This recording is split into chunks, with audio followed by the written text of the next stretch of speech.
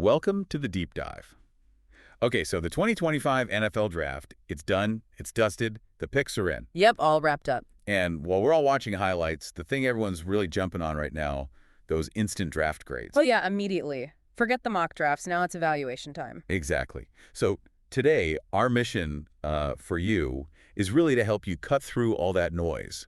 We want you to get a quick handle on what the experts are saying right now about the 2025 draft grades. Especially for some of those big-name teams everyone's always watching, give you that, initial consensus. And we're doing this by looking at what you were searching for, sort of the digital breadcrumbs, right?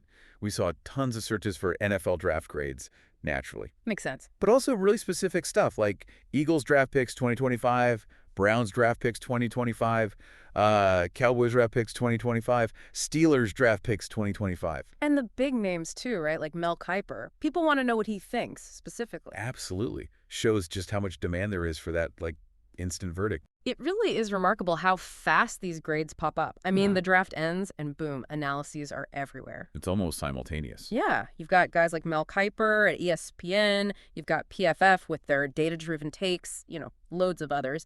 They're churning out reports almost, basically in real time. It's like a rapid response operation for football analysis. Yeah. But, okay, when we talk grades, is it just like A, B, C, D, F, or is there more to it? That's a really good point. Yeah, many use the letter grades, A plus to F. It's an easy snapshot. Right. But the real meat is in the why, the analysis behind it. It's about, the talent they pick, sure, but also how does that player fit the team's needs, their scheme, and importantly, did they get good value where they pick them? So, yeah, the letter's quick, but the analysis tells the story. Gotcha. Okay, let's dig into some of those teams you were searching for. AFC North first. Always a tough division.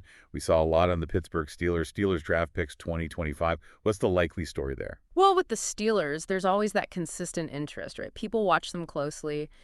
It probably comes down to a few things.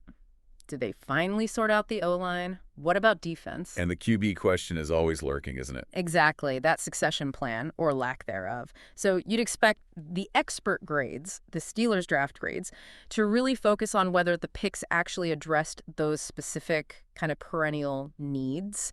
Did they build for the future and plug immediate holes? That's usually the debate. Okay, moving across Ohio. The Cleveland Browns. Also tons of searches. Browns draft picks 2025. Cleveland Browns draft picks 2025.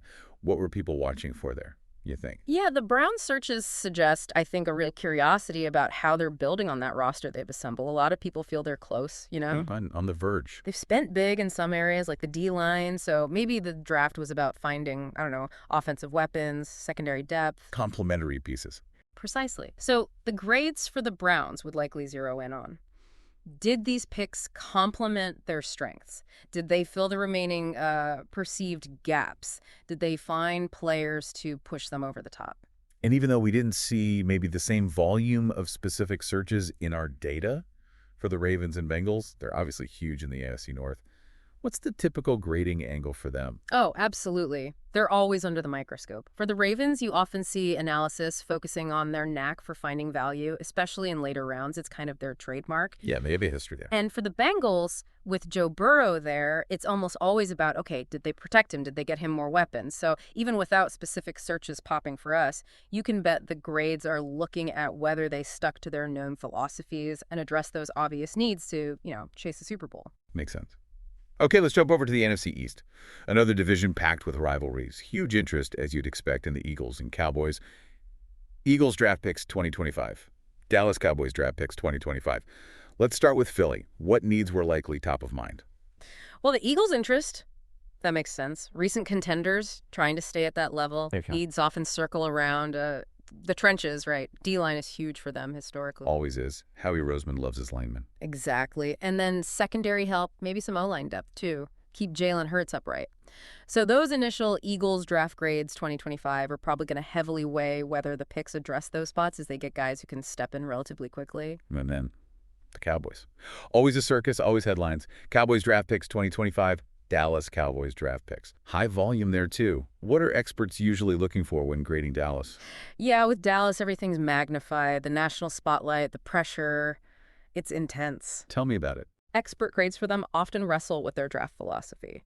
Do they go best player available, even if it's not a screaming need? Or do they target specific spots? Did they find potential game changers early? Right. The draft grades for Dallas are always debated like, will these picks finally be the ones to get them over that playoff hump? That's the narrative. And similar to the AFC North, we can't forget the other teams in the NFC East, the Giants and Commanders. Any general thoughts on how their drafts might be graded? Sure. With the Giants and Commanders, depending on where people see them in their sort of team life cycle, Yeah. if they're seen as rebuilding. Which they often are, lately. Right. Then the grades might focus more on, say, upside and long-term potential rather than immediate impact.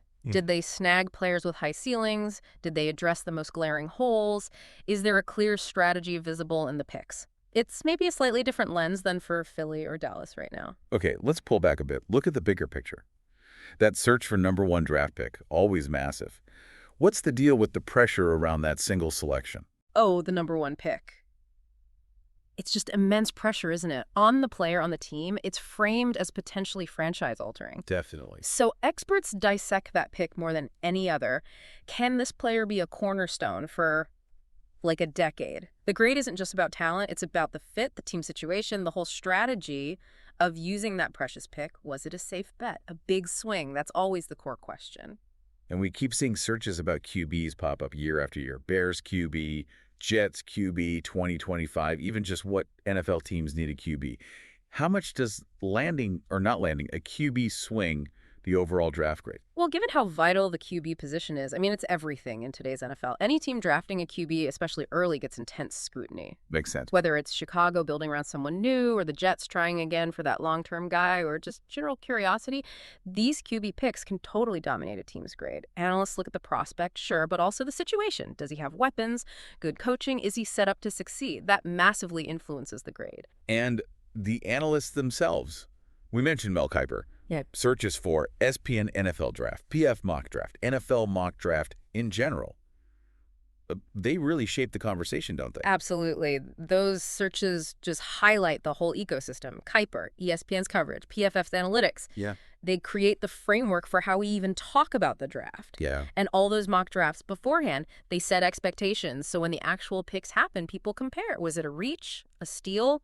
That comparison, driven by the experts, feeds directly into the immediate grades people see. It's not just who got picked either. Mm-hmm. People seem really invested in the event itself. We saw searches like, what time is the NFL draft? How many rounds in NFL draft day 2, day 3? Yeah, that shows real fan engagement, doesn't it? People aren't just waiting for the results. They want to follow along. They understand the structure, the multi-day drama. They're invested in the process. Right, wanting to be part of it. Mm. And finally, the really basic stuff, like where to watch NFL draft. Yeah. Still popular.